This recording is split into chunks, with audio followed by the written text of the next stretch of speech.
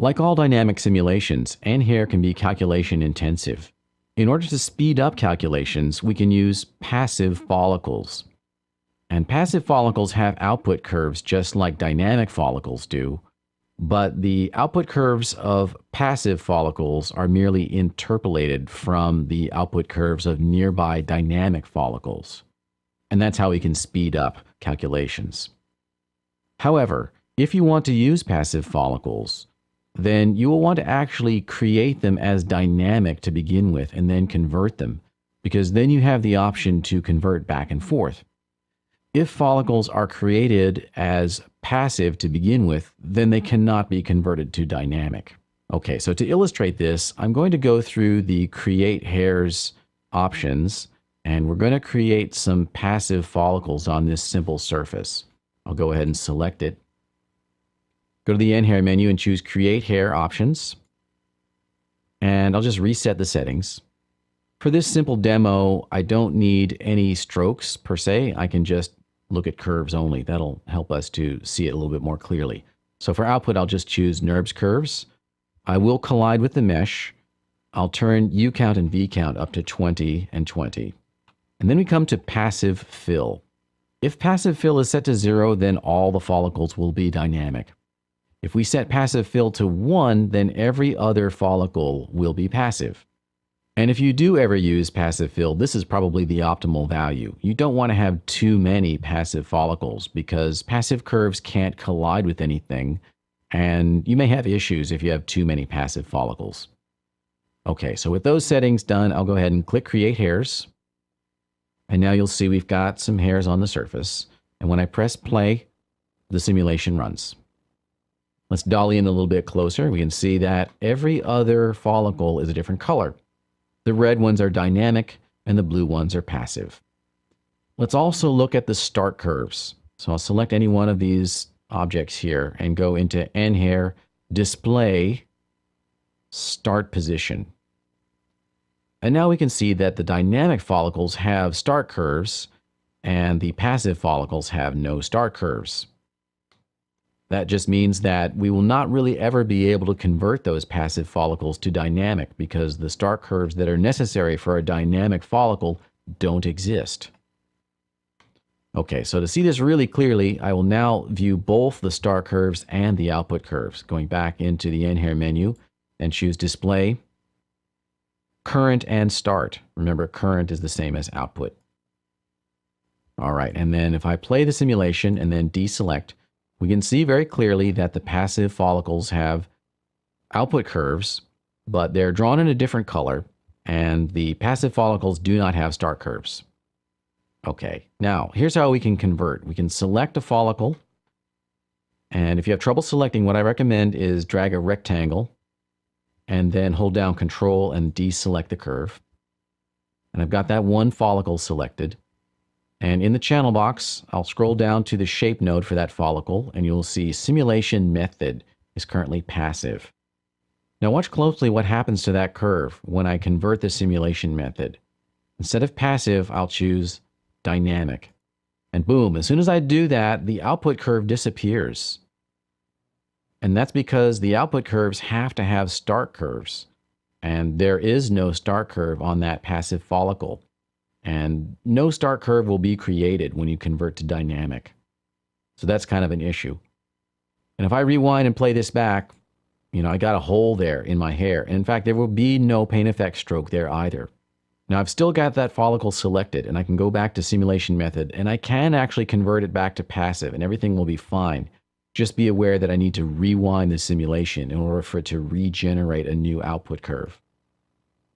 Okay, so basically, if it starts its life out as passive, it needs to remain passive. However, an active follicle can be converted back and forth with no problem, because an active follicle actually has a start curve. So I'll select this active follicle here, and again, if you have trouble, drag a rectangle, and then hold down Control and deselect the curves.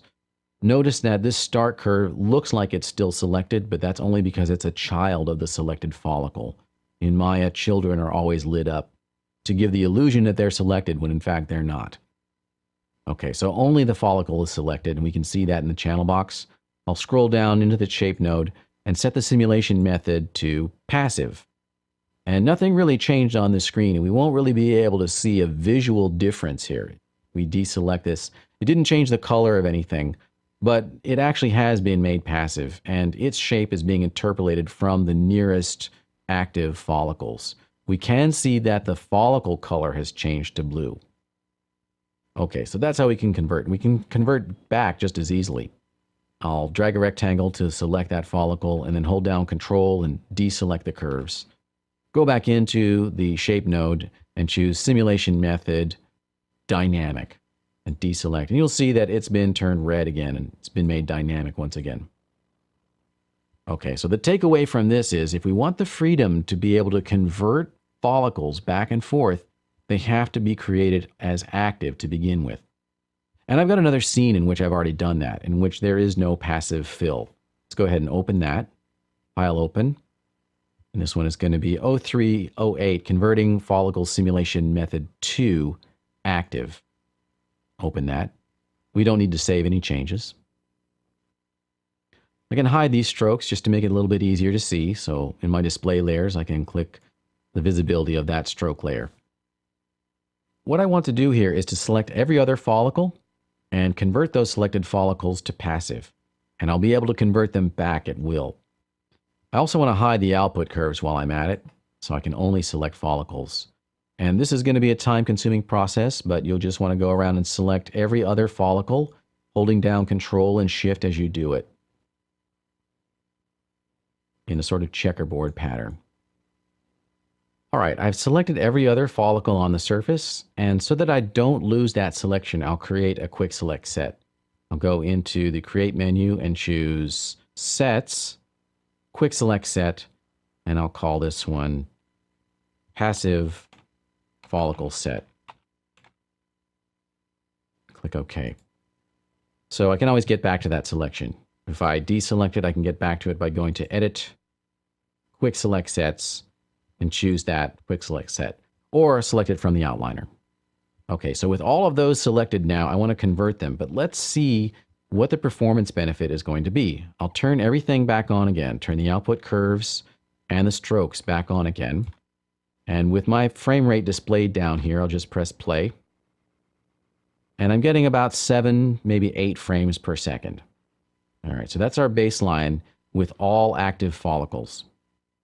And again, with every other follicle selected, I will now go into the channel box, scroll down, and set all of their simulation method to passive. Rewind, play the simulation, and now we're getting about double the frame rate. We're getting more like about 14 frames per second, depending upon the frame we're on. And it looks the same, and we won't really have any issues with rendering here because we've only made every other follicle passive. And we can also convert them back just as easily. Simulation method, convert back to dynamic, and play it back. And we're back down to, in this case, 10 frames per second. You see that we're able to get a benefit by converting to passive. And we have left the door open to converting back to dynamic if we want. And this is all because we had the foresight to create these follicles as dynamic to begin with, meaning that they're active, and that we have an output curve for that dynamic follicle, and we can always convert back and forth at will.